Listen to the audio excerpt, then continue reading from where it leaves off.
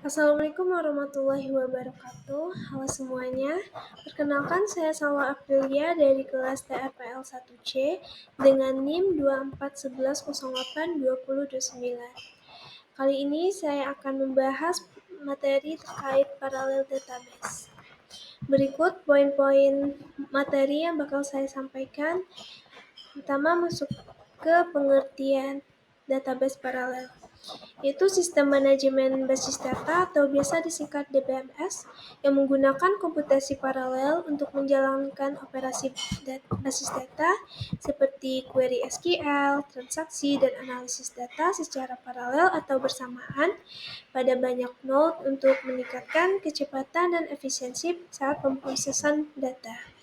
Jadi setiap node itu terdiri atas prosesor, memori, disk yang bertugas mengelola sebagian atau keseluruhan data dan beban kerja sistem.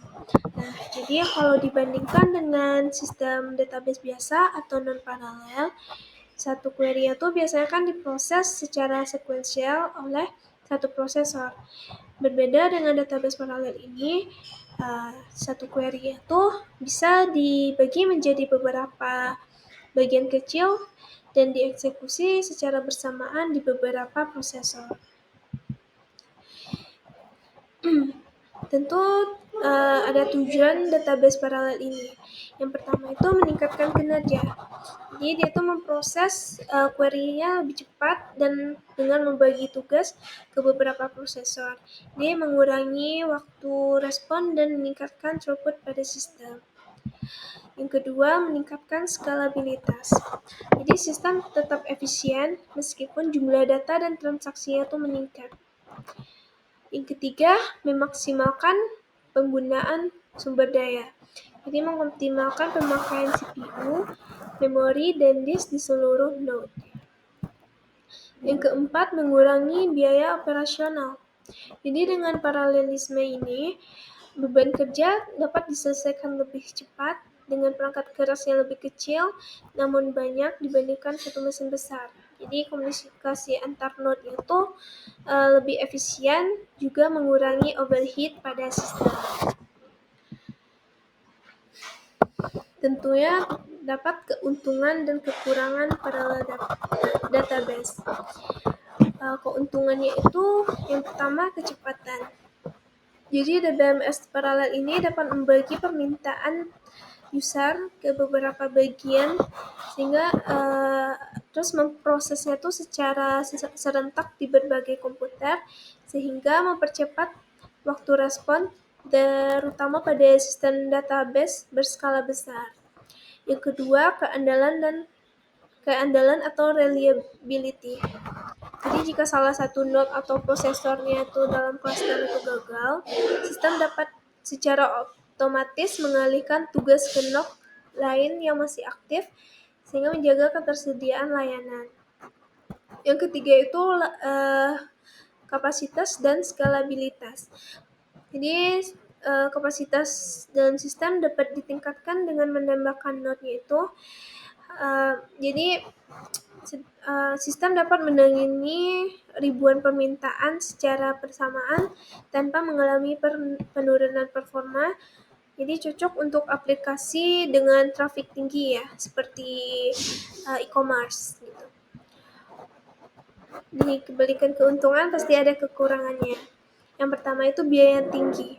Implementasi yang memerlukan banyak prosesor, disk, dan infrastruktur tambahan yang menjadikan biaya awal dan pemeliharaan itu lebih mahal dibandingkan sistem database biasa. Yang kedua, kebutuhan sumber daya besar.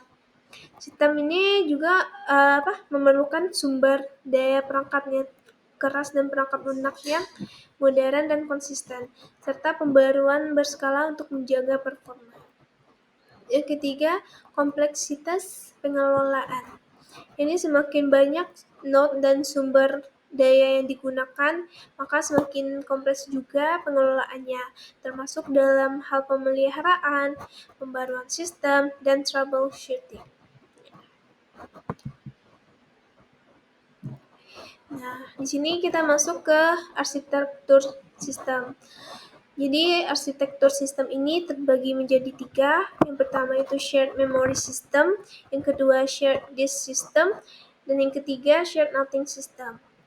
Yang pertama kita bahas dulu tentang shared memory system, yaitu merupakan semua prosesor yang memiliki akses ke memori utama dan disk yang sama. Seluruh node itu dapat membaca dan menulis data ke satu ruang memori bersama. Dapat dilihat ya pada gambar. Jadi CPU dan disknya itu bekerja pada satu memori. Jadi diakses dalam memori yang sama. Atau dikenal juga dengan multiprosesor simetris atau disingkat dengan SMP. Di arsitektur ini memiliki jangkauan yang sangat luas, dimulai dari personal workstation-nya yang mendukung beberapa mikroprosesor secara paralel melalui RISC. Contoh sistem itu Linux SMT. Kelebihan dari shared memory system itu pertama, data lebih mudah diakses dari berbagai prosesor. Yang kedua, satu prosesor dapat mengirim pesan ke prosesor lain secara efisien. Yang ketiga, memiliki akses data berkecepatan tinggi untuk jumlah prosesor yang terbatas. Untuk kekurangannya itu, waktu tunggu untuk setiap prosesor itu meningkat ketika semuanya digunakan.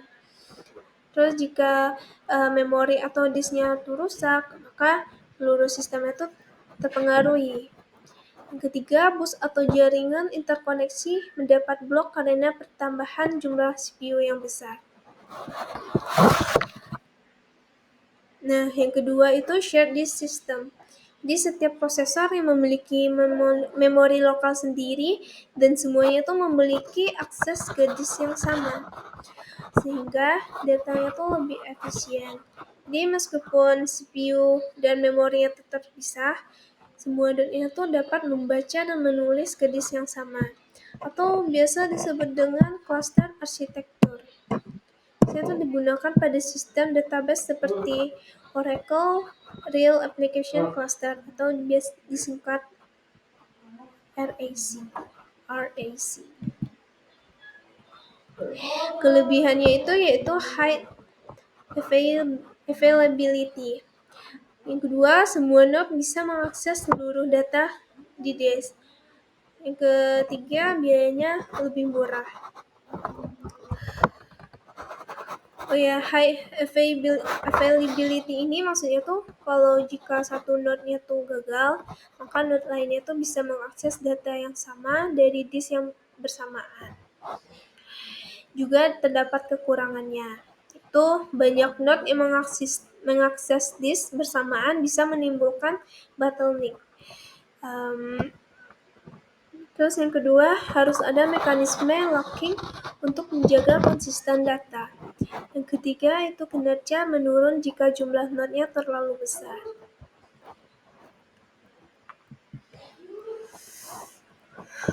Yang terakhir, kita masuk ke arsitektur shared nothing system. Jadi setiap prosesor itu memiliki memori dan penyimpanan disknya sendiri. Beberapa CPU dihubungkan ke jaringan melalui sebuah node. Jadi tidak ada sumber daya yang dibagi antar node-nya, semua itu bersifat independen dan terdistribusi. Atau biasa dikenal sebagai Massively Parallel Processing atau disingkat dengan MPP. Untuk kelebihan pada arsitektur ini, itu jika satu node-nya gagal, node lainnya tetap berfungsi. Yang kedua, memiliki skalabilitas yang lebih baik karena tidak ada pembagian sumber daya yang dilakukan. Yang ketiga, jumlah CPU dan disk yang dapat dihubungkan dalam sistem berbagi disk. Kekurangannya itu bisa menjadi overheat jika data perlu ditukar antar partisinya. Yang kedua, harus mengatur partisi data dan koordinasi antar node. Yang ketiga, biaya akses disk non-lokalnya lebih tinggi daripada biaya arsitektur shared disk.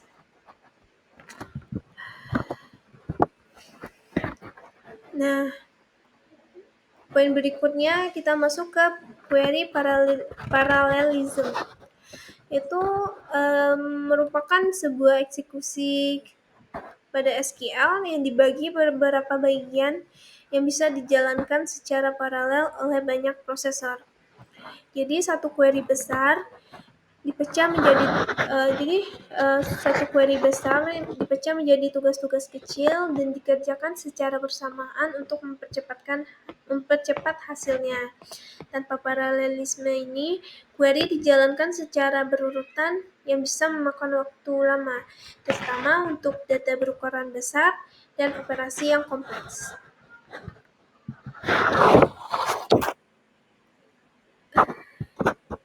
Jenis query paralelisme ini ada dua, yaitu pertama kita bahas dulu tentang intra-query paralelism, yaitu satu query tunggal yang dipecah menjadi bagian kecil dan dieksekusi secara paralel atau bersamaan oleh banyak prosesor. Jadi tujuan utama dari intra-query ini adalah untuk mempercepat eksekusi sebuah query yang kompleks atau yang melibatkan sejumlah node yang jumlah yang besar. Ada dua macam intra-query parallelism. Yang pertama itu intra-operation parallelism. Itu menjalankan satu operasi dalam query SQL secara paralel oleh beberapa prosesor sehingga hasilnya itu bisa lebih cepat. Yang kedua, inter-operation parallelism. Itu maksudnya beberapa operasi yang berbeda dalam satu query dijalankan secara bersamaan atau secara paralel. Jadi selama operasi itu tidak saling bergantung secara langsung. Yang kedua, intra-query parallelism. Itu beberapa query SQL yang berbeda dijalankan secara bersamaan oleh sistem. Ada juga kelebihannya itu meningkatkan throughput. Yang kedua, mempercepat respon user. Yang ketiga, cocok untuk sistem multi-user.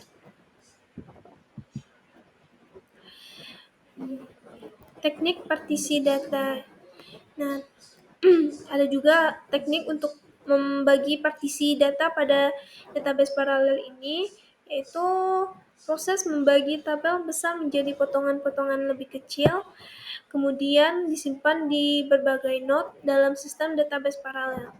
Jadi tujuannya ini untuk mendistribusikan beban kerja secara seimbang dan memungkinkan pemrosesan paralel secara optimal. Juga ada jenis partisi data dibagi dua, partisi horizontal yaitu teknik yang membagi baris-baris data sebuah tabel menjadi beberapa partisi, disimpan secara terpisah di berbagai node dalam sistem database paralel. Yang kedua itu partisi vertikal, teknik pembagian tabel yang berdasarkan kolom-kolom sehingga satu tabel besar itu dipecah menjadi beberapa subtabel, masing-masingnya hanya memuat sebagian kolom. Nah, ada juga strategi dalam partisi data ini. Yang pertama itu round robin partition. Jadi setiap baris data dibagikan ke partisi atau node secara bergiliran dan berurutan dengan prinsip E mod N. Maksudnya itu misalkan ada 10 partisi. Nah, N-nya tuh jumlah partisinya. Jadi misalkan kalau jumlah disknya itu 10, maka tuple pertama itu masuk ke partisi pertama. Jadi dihitung 1 mod N. N-nya tadi kan 10, jadi 1 mod N itu 1. Jadi dia akan masuk ke tuple pertama. Nah, kalau untuk tuple kedua itu 2 mod 10, maka 2 kan masuk ke partisi kedua. Begitu juga seterusnya. Yang kedua itu hash partition, yaitu pembagian beberapa partisi yang berdasarkan hasil perhitungan fungsi hash dari satu atau lebih atribut. Jadi artinya data akan ditempatkan ke partisi tertentu berdasarkan hasil hash dari nilainya, bukan berdasarkan urutan atau range. Yang ketiga itu range partition. membagi data ke dalam beberapa partisi berdasarkan nilai rentang atau range dari satu kolom tertentu. Jadi artinya kalau jadi datanya ini dikelompokkan berdasarkan interval nilai. Jadi bukan berdasarkan urutan masuk seperti round robin partition tadi ataupun hasil dari hash partition. Tapi dia tuh berdasarkan nilai logis dari data. Misalnya kita mempunyai 3 partisi. Yang partisi pertama itu diurutkan berdasarkan umur ya. Umur yang lebih kurang dari misalnya 21 tahun. Nah, ditempatkan di situ. Terus untuk partisi kedua misalnya range umurnya tuh atau rentang umurnya tuh 21 sampai 30. Ditempatkan di partisi kedua. Kalau partisi 3 misalkan umurnya tuh lebih dari 30 gitu. Masuk ke contoh penerapannya. Yang pertama itu di dunia nyata, Google ya. Google misalnya harus menjawab miliaran query pencarian tiap hari dengan waktu respon kurang dari 1 detik. Jadi Google menggunakan klaster paralel raksasa yang terdiri dari ribuan node. Query pencariannya itu diproses secara paralel oleh banyak server. Masing-masing itu mencari subset indeks terpartisi secara horizontal. Contoh yang kedua itu Amazon. Amazon menangani ribuan pesanan per detik dari berbagai negara. Database transaksinya itu misalkan database order, inventory, payment dipartisi menjadikan wilayah. Jadi wilayah itu di-range-kan dan dikerjakan oleh node yang berbeda menggunakan shared nothing parallelism di sistem seperti DynamoDB. Yang ketiga, Netflix. Netflix itu mengelola dan menganalisis log aktivitas jutaan user secara real time menggunakan sistem database paralel seperti Apache Hive. Jadi datanya itu dibagi dan diproses secara paralel, yaitu intra-query dengan intra-operation parallelism untuk rekomendasi in VLAN. Yang terakhir, Facebook. Ini Facebook menganalisis interaksi komentar, like, dan aktivitas user dalam skala global. Gunakan database paralel seperti Apache Cassandra, PastoDB. Jadi database area itu dibagi horizontal ke beberapa server dan semua query analitik yang dikerjakan secara intra-query paralel. Nah, kesimpulan dari database paralel ini merupakan pendekatan penting dalam pengelolaan data skala besar yang memungkinkan pemrosesan query dilakukan secara bersamaan oleh banyak prosesor atau node. Dengan membagi data dan beban kerja, sistem ini mampu meningkatkan kecepatan eksekusi, efisien sumber daya, dan skalabilitas, terutama untuk aplikasi yang memerlukan kinerja tinggi seperti analisis big data, layanan real time seperti Netflix tadi, terus kerja sistem multi-user. Juga terdapat berbagai arsitektur, yaitu shared memory system, shared disk system, shared nothing system. Dan teknik partisi datanya secara horizontal, vertikal, hash, range, gitu, yang mendukung jalannya paralelisme ini.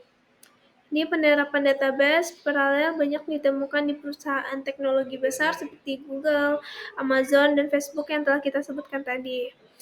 Jadi membuktikan peran krusialnya dalam mendukung infrastruktur data modern.